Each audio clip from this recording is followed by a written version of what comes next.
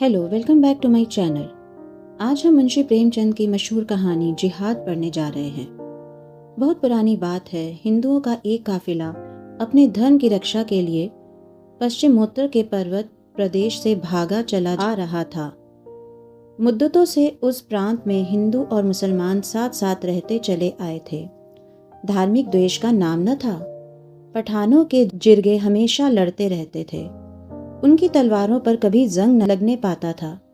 बात बात पर उनके दिल संगठित हो जाते थे। शासन की कोई व्यवस्था न थी। हर एक जिरगे और कबीले की व्यवस्था अलग अलग थी। आपस के झगड़ों को निपटाने का भी तलवार के सिवा और कोई साधन न था। जान का बदला जान था, खून का बदला खून। इस नियम में कोई अपवाद न था। यही उनका धर्म था, यही ईमान। मगर उस भीषण रक्तपात में भी हिंदू परिवार शांति से जीवन व्यतीत करते थे। पर एक महीने से देश की हालत बदल गई है।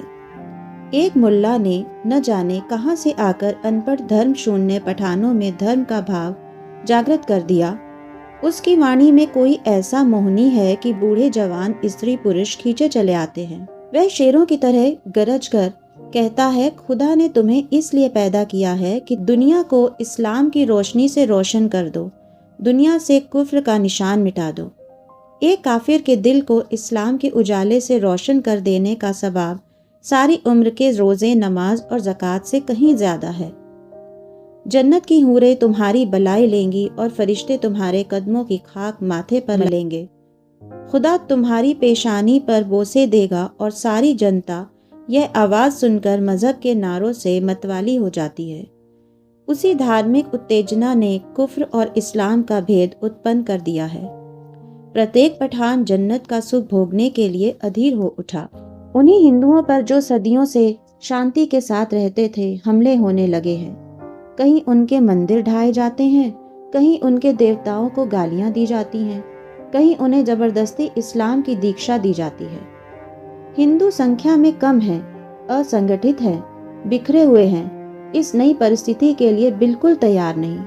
उनके हाथ पांव फूले हुए हैं। कितने ही हो अपनी जथा छोड़कर भाग खड़े हुए हैं। कुछ इस आंधी के शांत हो जाने का अवसर देख रहे हैं। यह काफिला भी उन्हीं भागने वालों में था। दोपहर का समय था। आसमान से आग बरस रही थी। पहाड़ों से ज्वाला सी निकल रही थी। वृक्ष का कहीं नाम न था। ये लोग राजपथ से हटे हुए पेचीदा औघट रास्तों से चले आ रहे थे। पग पग पर पकड़ लिए जाने का खटका लगा हुआ था। यहाँ तक कि भूख, प्यास और ताप से विकल होकर अंत में लोग एक उभरी हुई शिला की छांव में विश्राम करने लगे। सहसा कुछ दूर पर एक कुआं नजर आया।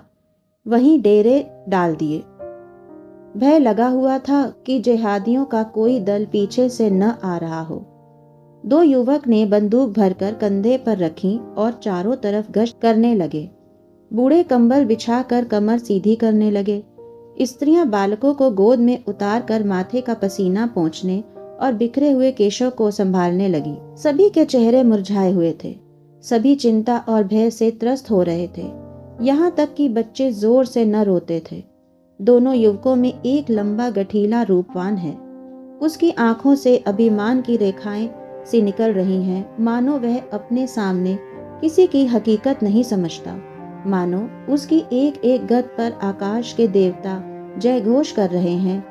दूसरा कद का दुबला पतला रूपहीन सा आदमी है, जिसके चेहरे से दीनता झलक रही है। मानो उसके लिए संसार में कोई आशा नहीं। मानो वह दीपक की भांति रो रो कर जीवन व्यतीत करने ही के लिए बनाया गया है। उसका नाम धर्मदास है, इसका खजानचंद। धर्मदास ने बंदूक जमीन पर टिकाकर एक चट्टान पर बैठते हुए कहा, तुमने अपने लिए क्या सोचा?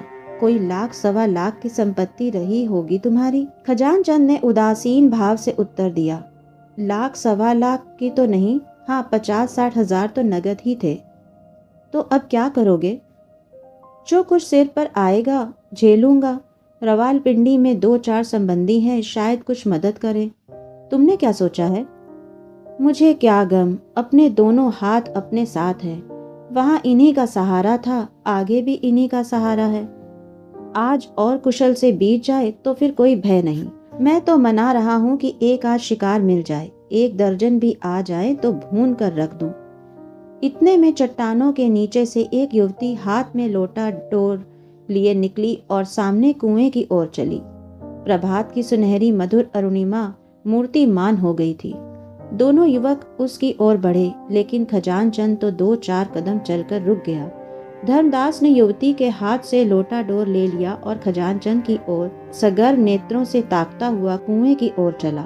खजानचंद ने फिर बंदूक संभाली और अपनी झेप मिटाने के लिए आकाश की ओर ताकने लगा। इसी तरह कितनी ही बार धर्मदास के हाथों पराजित हो चुका था। शायद उसे इसका अभ्यास हो गया था। अब इसमें लेश मात्र भी संदेह न था कि श्यामा का प्रेम पात्र धर्मदास है। खजानचंद की सारी संपत्ति धर्मदास के रूप वैभव के आगे तुच्छ थी। परोक्ष ही नहीं, प्रत्यक्ष रूप से भी श्यामा कई बार खजानचंद को हताश कर चुकी थी, पर वह अभागा निराश होकर भी न जाने क्यों उस पर प्राण देता था। तीनों एक ही बस्ती के रहने वाले थे। श्यामा के माता पिता पहले मर चुके थे। उसकी बुआ ने उसका पालन पोषण किया था। अब भी वह बुआ ही के साथ रहती थी।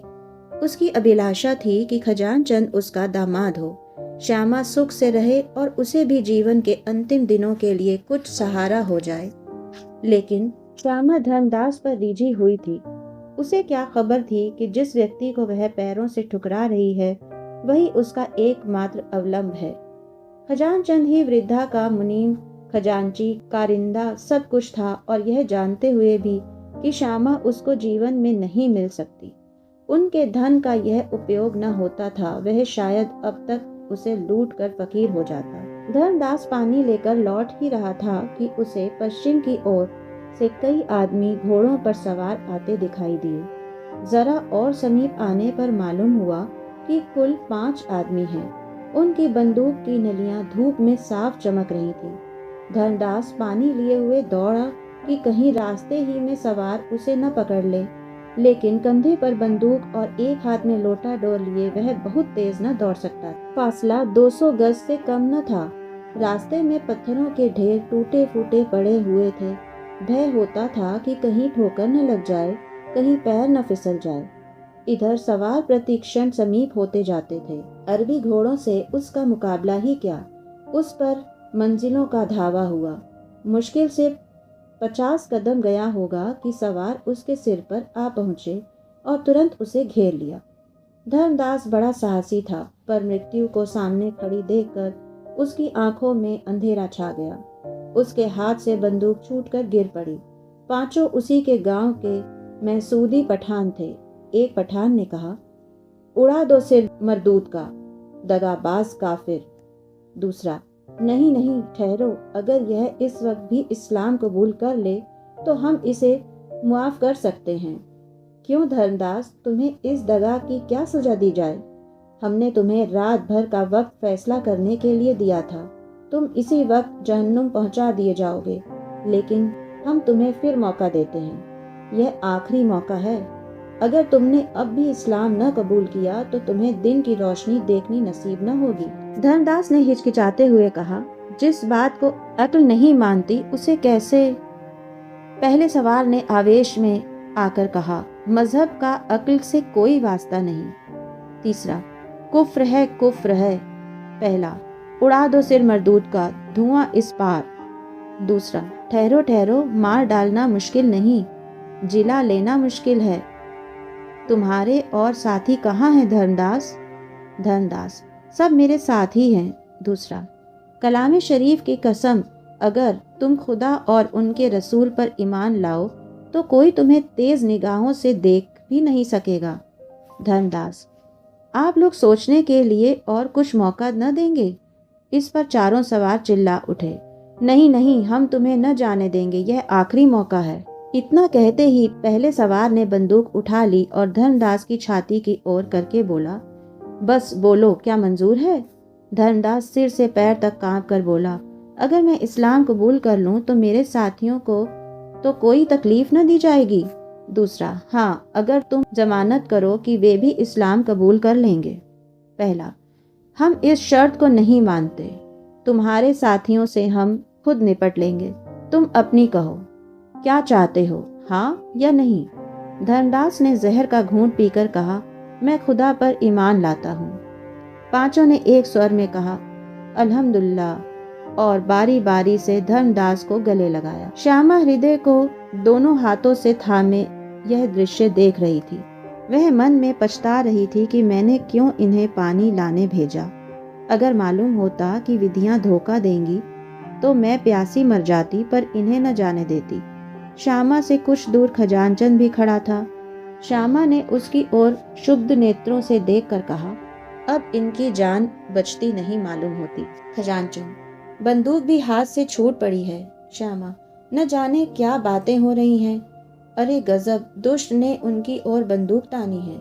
खजानचंद, जरा और समीप आ जाएं तो मैं बंदूक चलाऊं, इतनी दूर की मार इसमें नहीं है। श्यामा, अरे देखो, वे सब धर्मदास को गले लगा रहे हैं। यह माजरा क्या है? खजानचंद, कुछ समझ में नहीं आता। श्यामा, कहीं इसने कलमा तो नहीं पढ़ लिया? खजानचंद, नहीं, ऐसा क्या होगा, धर्मदास से मुझे ऐसी आशा नहीं है। श्यामा, मैं समझ गई, ठीक यही बात है, बंदूक चलाओ। खजानचंद, धर्मदास बीच में है, कहीं उसे न लग जाए। श्यामा, कोई हर्ज नहीं, मैं चाहती हूँ पहला निशाना धर्मदास ही पर पड़े। कायर, निर्लज, प्राणों के लिए धर्म त्याग किया। ऐसी बेहयाई की जिंदगी से मर जाना कहीं अच्छा है। क्या सोचते हो, क्या तुम्हारे भी हाथ पांव फूल गए? लाओ बंदूक मुझे दो, मैं इस कायर को अपने हाथों से मारूंगी। खजानचंद, मुझे तो विश्वास नहीं होता कि धर्मदास। श्यामा, तुम्हें कभी विश्वास न आएगा। लाओ बंदूक मुझे दो, खड़े ताकते रहो। क्या जब वे सिर पर आ जाएंगे तब बंदूक चलाओगे? क्या तुम्हें भी यह मंजूर है कि मुसलमान होकर जान बचाओ?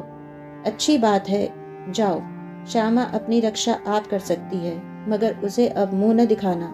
खजानचंद ने बंदूक चलाई। गोली एक सवार की पगड़ी को उड़ाती हुई निकल गई। जिहादियों ने अल्लाह अकबर की हाँक लगाई। दूसरी गोली चली और घोड़े की छाती पर बैठी। घोड़ा वहीं गिर पड़ा। जिहादियों ने फिर अल्लाह अकबर की सदा लगाई और आगे बढ़ गए। तीसरी गोली आई, एक पठान लौट गया, पर इसके पहले कि चौथी गोली छूटे, पठान खजानचंद के सिर पर पहुंच गए और बंदूक उसके हाथ से छीन ली। एक सवार ने खजानचंद की ओर बंदूक तानकर कहा, उड़ा दूं सिर मरदूद का, इससे खून का बदला लेना है। दूसरे सवार ने, जो इसका सरदार मालूम होता था, कहा, नहीं नहीं, यह दिलेर आदमी है। खजानचंद, तुम्हारे ऊपर दगा, खून और कुफ्र, ये 3 इल्जाम हैं और तुम्हें कत्ल कर देना ऐन सवाब है, लेकिन हम तुम्हें एक मौका और देते हैं। अगर तुम अब भी खुदा और रसूल पर ईमान लाओ तो हम तुम्हें सीने से लगाने को तैयार हैं। इसके सिवा तुम्हारे गुनाहों का और कोई कफारा नहीं है। यह हमारा आखिरी फैसला है। बोलो, क्या मंजूर है?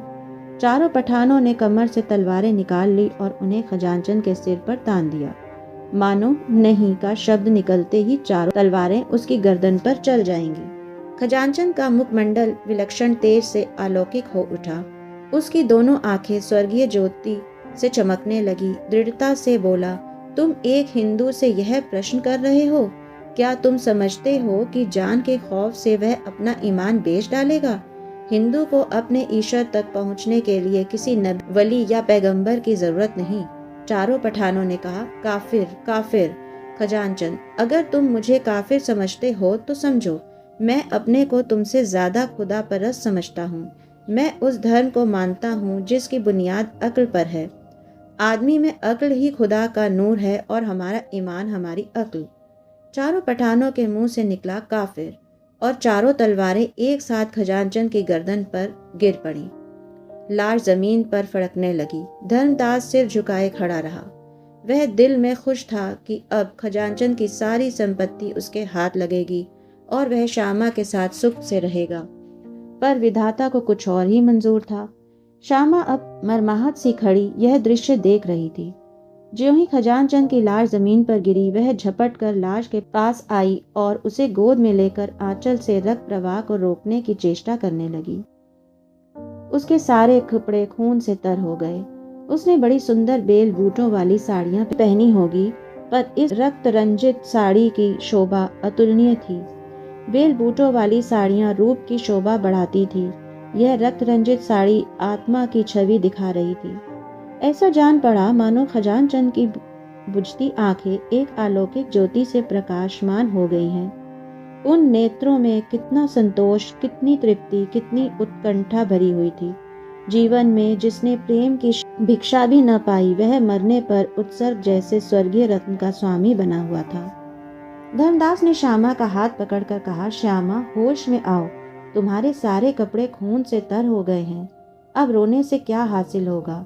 ये लोग हमारे मित्र हैं, हमें कोई कष्ट न देंगे। हम फिर अपने घर चलेंगे और जीवन के सुख भोगेंगे।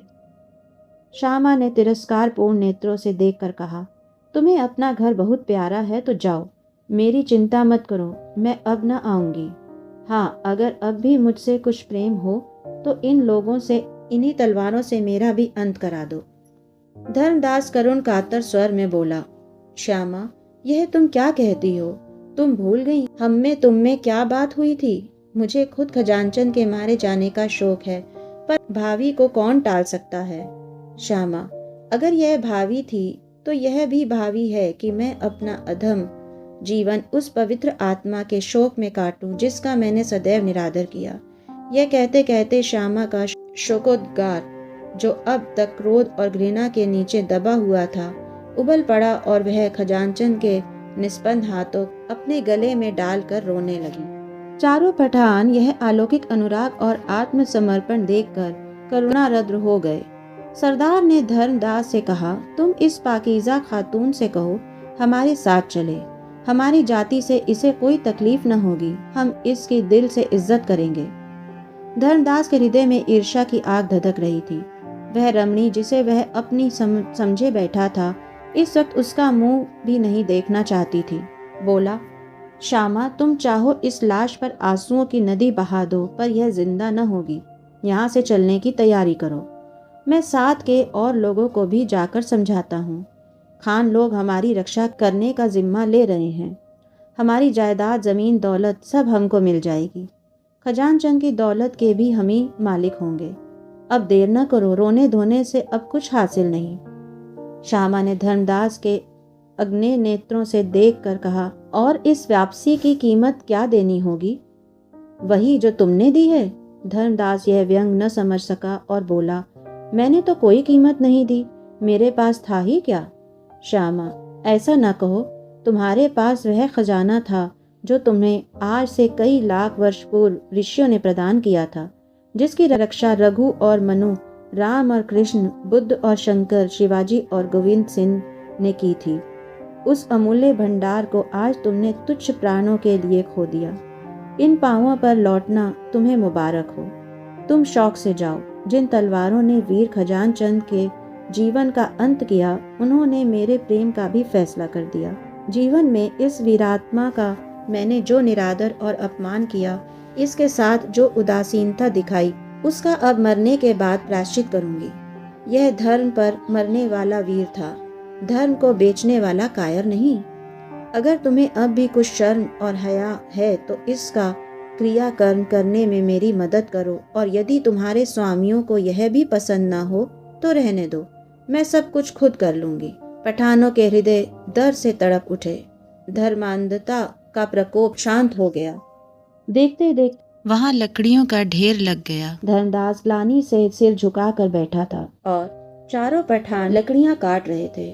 चिता तैयार हुई और जिन निर्दयी हाथों ने खजानचंद की जान ली थी, उन्हीं ने उसके शव को चिता पर रखा। ज्वाला प्रचंड हुई। अग्निदेव अपने अग्निमुख से उस धर्मवीर का यश गा रहे थे। पठानों ने खजानचंद की सारी जंगम संपत्ति लाकर श्यामा को दे दी। श्यामा ने वहीं पर एक छोटा सा मकान बनवाया और वहीं खजानचंद की उपासना में जीवन के दिन काटने लगी।